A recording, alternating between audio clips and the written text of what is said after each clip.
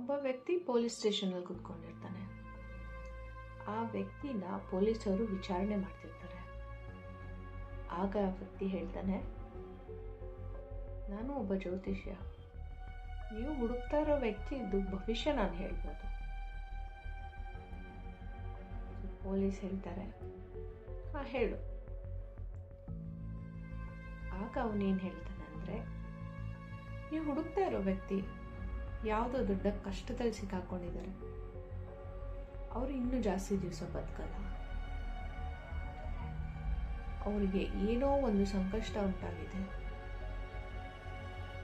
ಅವರು ಎಲ್ಲಿದ್ದಾರೆ ನನಗೆ ಗೊತ್ತಿಲ್ಲ, ಬಟ್ ಆದಷ್ಟು ಬೇಗ ಅವ್ರನ್ನ ನೀವು ಹುಡುಕ್ಲಿಲ್ಲ ಅಂದರೆ ಅವ್ರ ಪ್ರಾಣಕ್ಕೆ ಅಪಾಯ ಇದೆ. ನಮಸ್ಕಾರ ಎಲ್ಲರಿಗೂ, ಆಶ್ನಿಕ್ ಟಾಕ್ಸ್ಗೆ ಸ್ವಾಗತ. ನನ್ನ ಹೆಸರು ಅಶ್ವಿನಿ. ನಾನು ಟ್ರೂ ಕ್ರೈಮ್ ಸ್ಟೋರಿಗಳನ್ನು ನಿಮ್ಮ ಮುಂದೆ ಇಡಲಿಕ್ಕೆ, ಅದು ಕನ್ನಡದಲ್ಲಿ ಹೇಳಲಿಕ್ಕೆ ಇಷ್ಟಪಡ್ತೀನಿ. ನಾನು ಕರ್ನಾಟಕದಷ್ಟೇ ಅಲ್ಲ, ಭಾರತದಷ್ಟೇ ಅಲ್ಲ, ಇಡೀ ಜಗತ್ತಿನ ಟ್ರೂ ಕ್ರೈಮ್ ಸ್ಟೋರಿಗಳನ್ನು ನಿಮ್ಮ ಮುಂದೆ ಇಡ್ತೀನಿ. ನಾನು ಮಾತಾಡೋದು ನಿಮ್ಗೆ ಇಷ್ಟ ಆದರೆ ಪ್ಲೀಸ್ ಫಾಲೋ ಮಾಡಿ, ಸಬ್ಸ್ಕ್ರೈಬ್ ಮಾಡಿ, ಹಾಗೂ ನಿಮ್ಮ ಫ್ರೆಂಡ್ಸ್ ಕೂಡ ಶೇರ್ ಮಾಡಿ. ನಾನು ಈ ಕೇಸ್ದು ನೋಟ್ಸ್ಗಳನ್ನು ಕೆಳಗಡೆ ಡಿಸ್ಕ್ರಿಪ್ಷನಲ್ಲಿ ಅಟ್ಯಾಚ್ ಮಾಡಿದ್ದೇನೆ. ನಲ್ಲಿ ಏನಾದರೂ ತಪ್ಪುಗಳು ಕಂಡು ಬಂದಿದ್ದಲ್ಲಿ ನೀವು ಕಮೆಂಟ್ಸ್ ಮೂಲಕ ಅದನ್ನು ನನಗೆ ತಿಳಿಸ್ಬೋದು.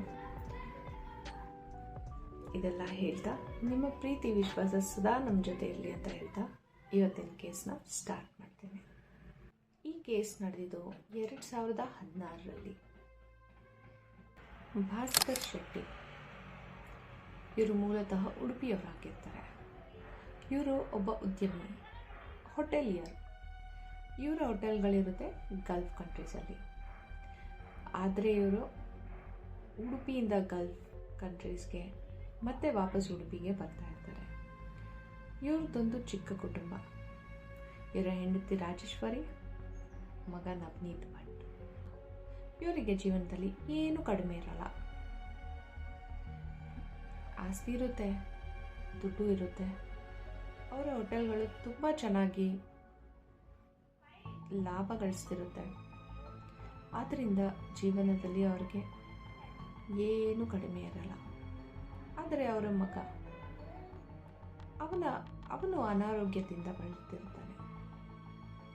ಅದು ಯಾವ ದೊಡ್ಡ ಮಹಾಮಾರಿ ಅಲ್ಲ, ಬಟ್ ಅವನಿಗೆ ಯಾವಾಗಲೂ ಹುಷಾರು ತಪ್ತಾ ಇರುತ್ತೆ. ಚಿಕ್ಕ ಪುಟ್ಟ ಜ್ವರ ಬರೋದು, ಇಲ್ಲ ಮೈಕೈ ನೋವಾಗೋದು, ಈ ಥರ. ಆದರೆ ಅವನಿಗೆ ಇದು ತುಂಬಾ ಜಾಸ್ತಿ ಆಗ್ತಾ ಇರುತ್ತೆ. ಯಾವಾಗಲೂ ಹುಷಾರು ತಪ್ಪೋದು, ಯಾವಾಗಲೂ ಮೈಕೈ ನೋವಾಗೋದು, ಇಲ್ಲ ಜ್ವರ ಬರೋದು, ಇಲ್ಲ ಇನ್ನೊಂದೇನಾಗೋದು, ಮತ್ತೊಂದೇನಾಗೋದು. ಅದು ರಾಜೇಶ್ವರಿ ಅವರಿಗೆ ಮತ್ತು ಅವರ ಗಂಡ ಭಾಸ್ಕರ್ ಅವರಿಗೆ ತುಂಬಾ ಚಿಂತೆ ಕೊಡ್ತಾ ಇರುತ್ತೆ. ರಾಜೇಶ್ವರಿ ಅವರು ತುಂಬಾ ಪೂಜೆ ಪುನಸ್ಕಾರದಲ್ಲಿ ತನ್ನನ್ನು ತೊಡಗಿಸ್ಕೊಂಡಿರ್ತಾರೆ. ಮಗನಿಗೋಸ್ಕರ ತುಂಬ ಹೋಮ ಹವನಗಳನ್ನು ಮಾಡಿಸ್ತಾರೆ, ತುಂಬ ಪೂಜೆ ಪುನಸ್ಕಾರಗಳನ್ನ ಮಾಡಿಸ್ತಾರೆ. ಹಾಗೂ ಭಾಸ್ಕರ್ ಅವರು ಅವ್ರ ಮಗನ್ನ ಒಂದಕ್ಕಿಂತ ಒಂದು ಒಳ್ಳೆಯ ಡಾಕ್ಟರ್ ಹತ್ರ ಕರ್ಕೊಂಡು ಹೋಗ್ತಾರೆ. ಆದರೂ ಅವನ ಆರೋಗ್ಯದಲ್ಲಿ ಏನು ಬದಲಾವಣೆ ಆಗೋದೇ ಇಲ್ಲ. ಆವಾಗಲೇ ರಾಜೇಶ್ವರಿ ಅವರ ಕಿವಿಗೆ ಬೀಳುತ್ತೆ ಒಬ್ಬ ಜ್ಯೋತಿಷಿ ಬಗ್ಗೆ, ನಿರಂಜನ್ ಭಟ್. ಇವರು ಒಂದು ಜ್ಯೋತಿಷಿ ಆಗಿರುತ್ತಾರೆ. ರಾಜೇಶ್ವರಿ ಅವ್ರಿಗೆ ಯಾರೋ ಹೇಳ್ತಾರೆ, ನಿರಂಜನ್ ಭಟ್ ಅವರು ತುಂಬಾ ಒಳ್ಳೆ ಜ್ಯೋತಿಷಿ, ತುಂಬ ಜನ ಅವ್ರ ಹತ್ರ ಉಪಾಯಗಳನ್ನ ಪಡ್ಕೊಂಡಿದ್ದಾರೆ ಅವ್ರ ತೊಂದರೆಗಳಿಗೆ, ನೀನು ಒಂದ್ಸತಿ ಪ್ರಯತ್ನಿಸು. ಆಗ ರಾಜೇಶ್ವರಿ ಅವರು ಸ್ವಲ್ಪ ಊರವರಲ್ಲಿ ವಿಚಾರಣೆ ಮಾಡ್ತಾರೆ. ಆವಾಗ ತಿಳಿದು ಬರುತ್ತೆ ಆ ಜ್ಯೋತಿಷಿ ತುಂಬ ಪ್ರಭಾವಶಾಲಿ. ಅವರು ಹೇಳಿರೋ ಪರಿಹಾರಗಳಿಂದ ತುಂಬ ಜನಕ್ಕೆ ಒಳ್ಳೆಯದಾಗಿದೆ. ಆಗ ಅವರು ಅವರ ಗಂಡನ ಹತ್ರ ಹೋಗ್ತಾರೆ ಹಾಗೂ ಈ ಜ್ಯೋತಿಷಿ ಬಗ್ಗೆ ಮಾತಾಡ್ತಾರೆ. ಆದರೆ ಭಾಸ್ಕರ್ ಅವರು ಇದರಲ್ಲಿ ಎಲ್ಲ ಜಾಸ್ತಿ ನಂಬಿಕೆ ಇಡೋದಿಲ್ಲ. ಅವರು ಎಲ್ಲ ಡಾಕ್ಟರ್ ಹತ್ರ ಕರ್ಕೊಂಡು ಹೋಗ್ತಾರೆ. ಬಟ್ ಆದ್ರೂ ಮಗನ ಆರೋಗ್ಯದಲ್ಲಿ ಬದಲಾವಣೆ ಆಗದೆ ಇರೋದನ್ನು ನೋಡಿ ಅವರು ಇದಕ್ಕೆ ಒಪ್ಕೊತಾರೆ. ಆಗ ರಾಜೇಶ್ವರಿ ಅವ್ರದ್ದು ಮೊದಲನೇ ಭೇಟಿ ಆಗುತ್ತೆ ನಿರಂಜನ್ ಭಟ್ ಅವ್ರ ಜೊತೆ. ಅವರು ನಿರಂಜನ್ ಭಟ್ ಅವರಲ್ಲಿಗೆ ಹೋಗ್ತಾರೆ. ಅವರು ತಮ್ಮ ಪ್ರಶ್ನೆಗಳನ್ನು ಕೇಳ್ತಾರೆ, ಪರಿಹಾರಗಳನ್ನ ಪಡ್ಕೊತಾರೆ. ಹೀಗೆ ರಾಜೇಶ್ವರಿ ಅವರು ನಿರಂಜನ್ ಭಟ್ ಅವ್ರನ್ನ ಭೇಟಿ ಆಗ್ತಾ ಹೋಗ್ತಾರೆ. ನಿರಂಜನ್ ಭಟ್ ಅವರು ಶೆಟ್ಟಿ ಪರಿವಾರಕ್ಕೆ ತುಂಬ ಹತ್ತಿರ ಆಗಿ ಹೋಗ್ತಾರೆ.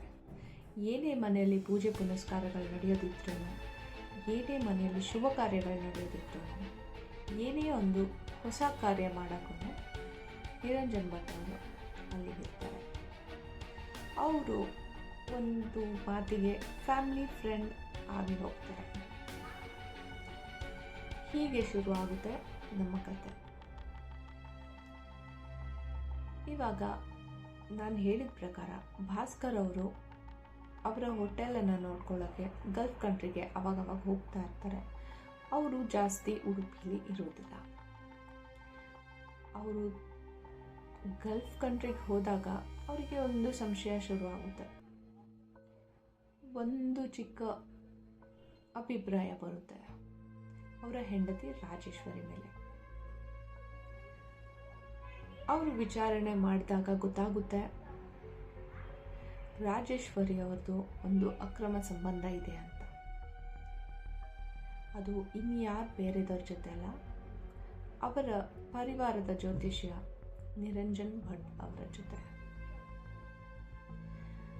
ಅವರು ಒಂದ್ಸತಿ ಗಲ್ಫಿಂದ ಉಡುಪಿಗೆ ವಾಪಸ್ ಬಂದಮೇಲೆ ಅವರ ಹೆಂಡತಿ ಜೊತೆ ಈ ವಿಚಾರನ ಮಾತಾಡೋಕ್ಕೆ ಪ್ರಯತ್ನಿಸ್ತಾರೆ. ಅವರು ಕೇಳ್ತಾರೆ, ಅವರು ಕನ್ಫ್ರಂಟ್ ಮಾಡ್ತಾರೆ. ಆಗ ರಾಜೇಶ್ವರಿ ಅವರು ಅದನ್ನ ನಿರ್ಲಕ್ಷಿಸ್ತಾರೆ ಹಾಗೂ ಬೇರೆ ಏನೋ ಮಾತಾಡೋಕ್ಕೆ ಶುರು ಮಾಡ್ತಾರೆ. ಆಮೇಲೆ ಅವರು ಕೇಳ್ತಾರೆ, ನೀವು ಇಷ್ಟೆಲ್ಲ ನನಗೆ ಹೇಳ್ತಿದ್ದೀರಲ್ಲ, ಇದ್ರ ಬಗ್ಗೆ ನಿಮ್ಮ ಹತ್ರ ಸಾಕ್ಷಿ ಏನಿದೆ? ಅವಾಗ ಭಾಸ್ಕರ್ ಅವ್ರಿಗೆ ಯೋಚಿಸ್ತಾರೆ, ಹೌದು, ನನ್ನ ಹತ್ರ ಸಾಕ್ಷಿ ಇಲ್ಲ. ಆವಾಗ ಅವರು ಒಂದು ಯೋಚನೆ ಮಾಡಿ ಒಂದು ನಿರ್ಧಾರಕ್ಕೆ ಬರ್ತಾರೆ, ನಾನು ಸಾಕ್ಷಿಯನ್ನು ಹೊಂದಿಸ್ಬೇಕು, ಜೋಡಿಸ್ಬೇಕು. ಅದಕ್ಕೆ ಅವರು ಯೋಚನೆ ಮಾಡ್ತಾ ಇರ್ತಾರೆ. ಹೀಗೆ ಒಂದು ಸತಿ ಅವರವರ ಹೋಟೆಲ್ಗೆ ಗಲ್ಫ್ ಕಂಟ್ರಿಗೆ ಮರಳಿ ಹೋಗ್ತಾರೆ. ಆವಾಗ ರಾಜೇಶ್ವರಿ ಅವರು ಅವರಿಗೆ ಫೋನಲ್ಲಿ ಹೇಳ್ತಾರೆ, ನನಗೆ ಬಾಂಬೆಯಲ್ಲಿರೋ ಒಂದು ಗುಡಿಗೆ ಹೋಗಬೇಕಂತ ಆಸೆ. ಅದು ನನಗೆ ತುಂಬ ದಿವಸದಿಂದ ಕಾಡ್ತಾ ಇದೆ. ಅದಕ್ಕೆ ನಾನು ಆ ಗುಡಿಗೆ ಹೋಗಿ ಬರ್ತೇನೆ. ನಾನು, ನನ್ನ ಮಗ ಹಾಗೂ ನಮ್ಮ ಜ್ಯೋತಿಷಿ ನಿರಂಜನ್ ಭಟ್ ಅವ್ರ ಜೊತೆ ನಾನು ಹೋಗಿ ಬರ್ತೇನೆ. ಆವಾಗ ಭಾಸ್ಕರ್ ಅವರು ಹೇಳ್ತಾರೆ, ಸರಿ ಹೋಗಿ ಬಾ. ಆದರೆ ಭಾಸ್ಕರ್ ಅವ್ರ ತಲೆಯಲ್ಲಿರುತ್ತೆ ಅವರು ಸಾಕ್ಷಿ ಹುಡುಕಬೇಕು ಅಂತ. ಅದಕ್ಕೆ ಅವ್ರು ಏನು ಮಾಡ್ತಾರೆ, ಅವರು ಒಂದು ಅವ್ರಿಗೆ ಗೊತ್ತಿರೋ ಯಾರಿಗೋ ಹೇಳಿ ಅವರು ಒಂದು ಸಾಕ್ಷಿ ಕಲೆಕ್ಟ್ ಮಾಡೋಕ್ಕೆ ಪ್ರಯತ್ನಿಸ್ತಾರೆ. ಇವಾಗ ರಾಜೇಶ್ವರಿ, ನಿರಂಜನ್ ಹಾಗೂ ಮಗ ನವನೀತ್ 3 ಜನ ಬಾಂಬೆಯಲ್ಲಿ ಇರ್ತಾರೆ. ಆಗ ರಾಜೇಶ್ವರಿ ಅವರು ಏನು ಮಾಡ್ತಾರಂದರೆ ಅವರ ಮಗ ರಿಲೇಟಿವ್ ಮನೆಯಲ್ಲಿ ಇರಕ್ಕೆ ಹೇಳ್ತಾರೆ. ಹಾಗೆ ತಾವು ಮತ್ತು ನಿರಂಜನ್ ಅವರು ಒಂದು ಹೋಟೆಲ್ ಬುಕ್ ಮಾಡಿರ್ತಾರೆ. ಇಲ್ಲಿ ಈ ಭಾಸ್ಕರ್ ಅವರು ಹೇಳಿರೋ ವ್ಯಕ್ತಿ, ಸಾಕ್ಷಿ ಸಂಗ್ರಹಿಸೋ ವ್ಯಕ್ತಿ, ಅವರು ಕೆಲವು ಫೋಟೋಗ್ರಾಫ್ಸ್ಗಳನ್ನು ಕ್ಲಿಕ್ ಮಾಡ್ತಾರೆ. ಇವಾಗ ಭಾಸ್ಕರ್ ಅವ್ರ ಹತ್ರ ಸಾಕ್ಷಿನೂ ಇದೆ. ಭಾಸ್ಕರ್ ಅವರು ಮರಳಿ ಉಡುಪಿಗೆ ಬರ್ತಾರೆ. ಅವರ ಹೆಂಡತಿ ರಾಜೇಶ್ವರಿ ಅವರ ಜೊತೆ ಮಾತಾಡ್ತಾರೆ. ಅವರು ಈ ಸಾಕ್ಷಿಗಳನ್ನು ತೋರಿಸ್ತಾರೆ. ಅದಕ್ಕೆ ಅವರ ಪತ್ನಿ ರಾಜೇಶ್ವರಿ ಹೇಳ್ತಾರೆ, ನನ್ನ ಬೆನ್ನ ಮೇಲೆ ಒಂದು ಅಲರ್ಜಿ ಇತ್ತು, ಅದನ್ನು ನಾನು ಅವ್ರಿಗೆ ತೋರಿಸ್ತಿದ್ದೆ, ಅವರು ಅದರದ್ದು ಉಪಾಯ ಹೇಳ್ತಾರಾ ಅಂತ ಅವರಿಗೆ ತೋರಿಸ್ತಿದ್ದೆ ಅಂತ. ಇವಾಗ ಇಷ್ಟು ದೊಡ್ಡ ಉದ್ಯಮಿ, ಇದನ್ನೆಲ್ಲ ನಂಬಕ್ಕೆ ಸಾಧ್ಯ ಇಲ್ಲ. ಅವರು ಇಷ್ಟು ಮೂರ್ಖರಲ್ಲ. ಅವ್ರ ತಲೆಯಲ್ಲಿ ಮುಂಚೆನೇ ಓಡ್ತಾ ಇರುತ್ತೆ, ನಾನು ನನ್ನ ಹೆಂಡತಿಗೆ ಡಿವೋರ್ಸ್ ಕೊಡಬೇಕು ಹಾಗೂ ನನ್ನ ವಿಲ್ನ ಚೇಂಜ್ ಮಾಡಬೇಕು. ಅವರ ಮೊದಲನೇ ವಿಲ್ ಆಗಿರುತ್ತೆ ಅವರ ಹೆಂಡತಿ ಮತ್ತು ಮಗನಿಗೆ. ಆದರೆ ಅವರು ಆ ವಿಲ್ನ ಚೇಂಜ್ ಮಾಡಿಸಿ ಅದನ್ನು ಅವರ ತಾಯಿ ಹಾಗೂ ಅವರ ತಂಗಿ ಹೆಸರಿಗೆ ಮಾಡಬೇಕು ಅಂತ ಅವರು ಅಂದ್ಕೊಂಡಿರ್ತಾರೆ.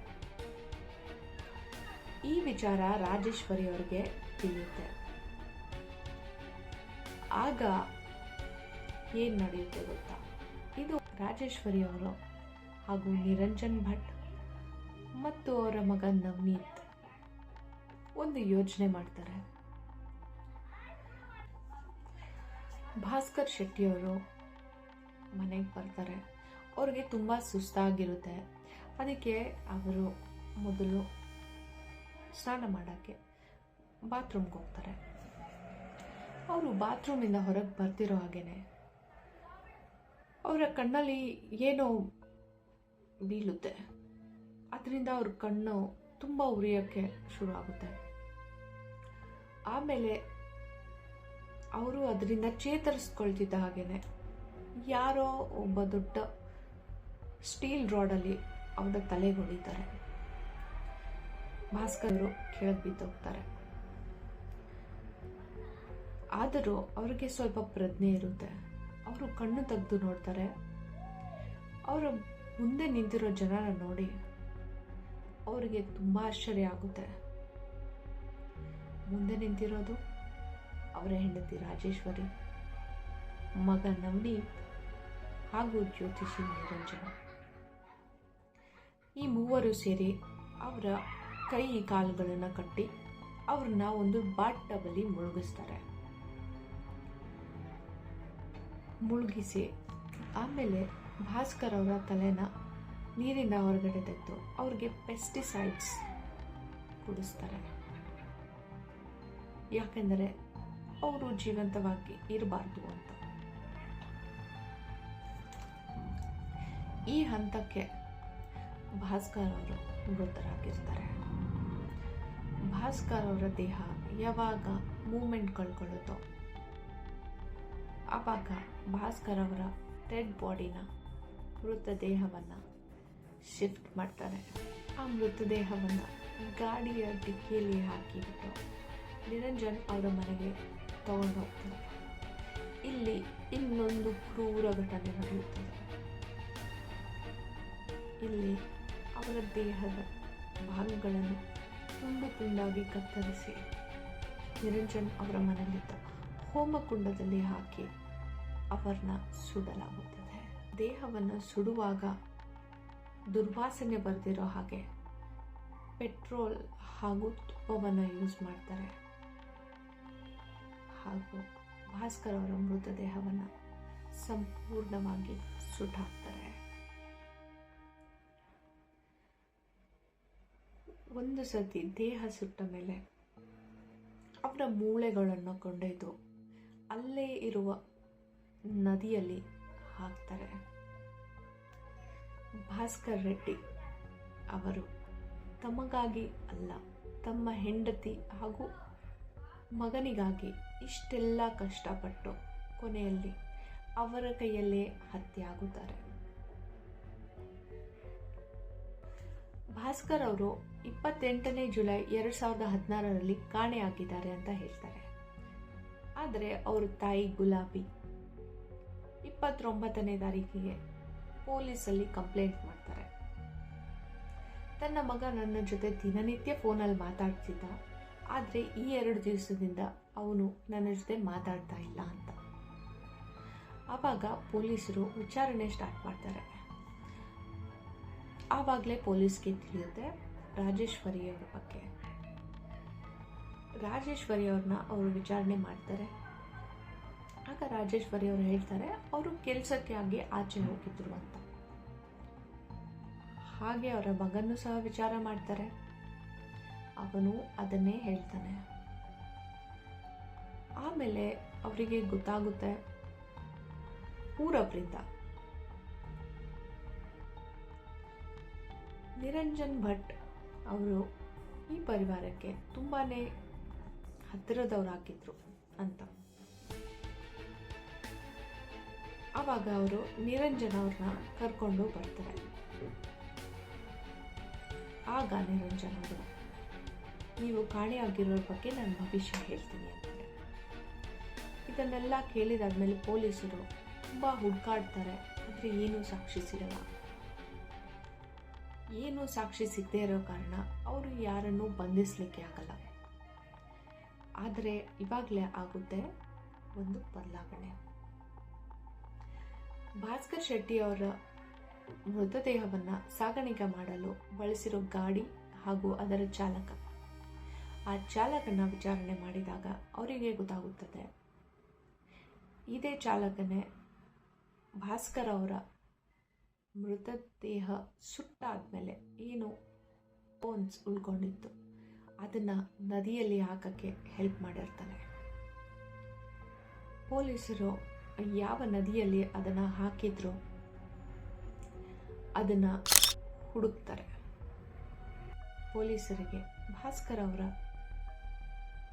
ಎಲುಬುಗಳು ಸಿಗುತ್ತದೆ. ಅದು DNA ಟೆಸ್ಟ್ ಮಾಡಿದಾಗ ಅದಕ್ಕೆ ಗೊತ್ತಾಗುತ್ತದೆ ಇದು ಭಾಸ್ಕರ್ ಅವರದ್ದೇ ಅಂತ. ಇವಾಗ ಮತ್ತೆ 4 ಜನನ ಪೊಲೀಸರು ಬಂಧಿಸ್ತಾರೆ.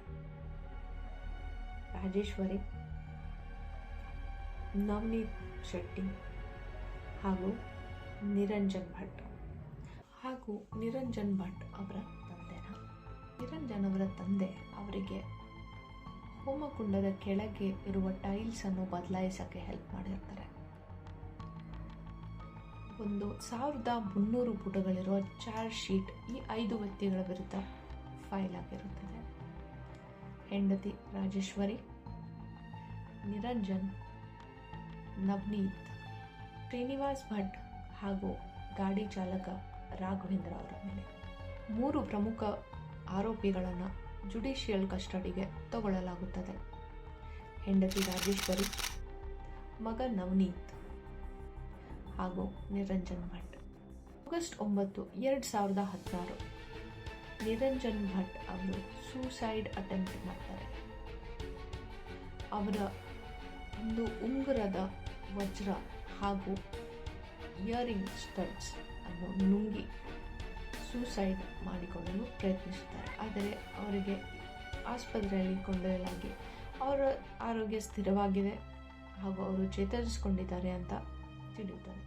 28 ಡಿಸೆಂಬರ್ 2016 ಡಿಸ್ಟ್ರಿಕ್ಟ್ ಕೋರ್ಟ್ ರಾಜೇಶ್ವರಿ ಅವರದು ಬೇಲನ್ನು ನಿರಾಕರಿಸುತ್ತದೆ ಹಾಗೂ 13 ಫೆಬ್ರವರಿ 2017 ಕರ್ನಾಟಕ ಹೈಕೋರ್ಟ್ ಕೂಡ ಅವರ ಬೇಲನ್ನು ನಿರಾಕರಿಸುತ್ತದೆ.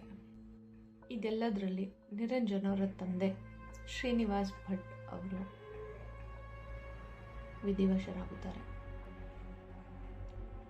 ಇದರ ಮೇರೆಗೆ ನಿರಂಜನ್ ಭಟ್ ಅವರಿಗೆ ಇಂಟರಿಮ್ ಬೇಲ್ ಕೊಡಲಾಗುತ್ತದೆ ಡಿಸ್ಟ್ರಿಕ್ಟ್ ಕೋರ್ಟ್ನಿಂದ. ಏಕೆಂದರೆ ಅವರು ತಂದೆಯ ಅಂತಿಮ ವಿಧಿಗಳನ್ನು ಪೂರ್ತಿಗೊಳಿಸಲಿ ಅಂತ. ಹಾಗೂ ಸುಪ್ರೀಂ ಕೋರ್ಟ್ ರಾಜೇಶ್ವರಿ ಅವರಿಗೆ ಕಂಡೀಷನಲ್ ಬೇಲ್ ಒದಗಿಸಲಾಗುತ್ತದೆ 23 April 2018.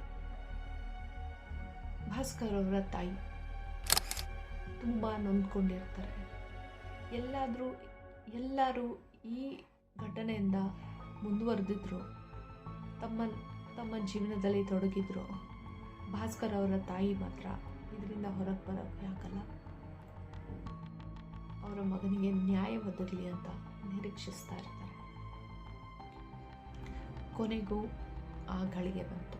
June 8, 2021 Udupi principal district court ಈ ಕೇಸಲ್ಲಿರೋ ಪ್ರಮುಖ ಅಪರಾಧಿಗಳಾದ ರಾಜೇಶ್ವರಿ, ನಿರಂಜನ್ ಭಟ್ ಹಾಗೂ ನವನೀತ್ ಅವರಿಗೆ ಜೀವಾವಧಿ ಶಿಕ್ಷೆಯನ್ನು ಕೊಡಲಾಗುತ್ತದೆ. ಹೇಗೆ ಅನಿಸಿರ್ಬೋದು ಭಾಸ್ಕರ್ ಶೆಟ್ಟಿ ಅವ್ರಿಗೆ? ತಮ್ಮ ಅಂತಿಮ ಕ್ಷಣಗಳಲ್ಲಿ ತಮ್ಮ ಪರಿವಾರನೇ ತಮ್ಮ ವಿರುದ್ಧವಿದೆ. ಅವರು ಯಾರಿಗಾಗಿ ಇಷ್ಟು ದುಡಿದ್ರು, ಯಾರನ್ನ ನೋಡ್ಕೊಳ್ಳೋಕ್ಕೆ ಇಷ್ಟು ಸಂಪಾದನೆ ಮಾಡಿದ್ರು, ಕೊನೆಗೆ ಅವರೇ ಅವರವರಾಗಲಿಲ್ಲ. ಕೊನೆಗೆ ಉಳಿದ್ರು ಅವರ ತಾಯಿ ಮಕ್ಕಳು. ಇದು ಇವತ್ತಿನ ಕೇಸ್. ಇದರಿಂದ ನನಗೇನು ಅನಿಸುತ್ತೆ ಅಂದರೆ, ಯಾವ ವ್ಯಕ್ತಿಗಳು ಯಾವಾಗ ಹೆಂಗೆ ಮಾರ್ಪಡ್ತಾರೋ ನಮಗೆ ಗೊತ್ತಿಲ್ಲ. ಅದಕ್ಕೆ ಯಾವಾಗಲೂ ಹುಷಾರಾಗಿರಿ, ಜಾಗೃತವಾಗಿರಿ. ನಿಮ್ಮನ್ನು ಪ್ರೀತಿಸೋರು, ನಿಮಗೆ ಒಳ್ಳೆಯವರು ಮಾಡೋ ಸಂಘದಲ್ಲಿ ಇರಿ. ಇಷ್ಟು ಹೇಳಕ್ಕೆ ನಾನು ಇಷ್ಟಪಡ್ತೀನಿ. ಧನ್ಯವಾದಗಳು. ನಿಮಗೆ ಈ ಕೇಸ್ ಬಗ್ಗೆ ಏನು ಅನಿಸುತ್ತೆ ಅದನ್ನು ನನಗೆ ಕಾಮೆಂಟಲ್ಲಿ ತಿಳಿಸಿ. ನಾನು ನಿಮ್ಮನ್ನು ಭೇಟಿ ಆಗ್ತೇನೆ ನೆಕ್ಸ್ಟ್ ಎಪಿಸೋಡಲ್ಲಿ. ಅಲ್ಲಿವರೆಗೆ ಶುಭವಾಗಲಿ.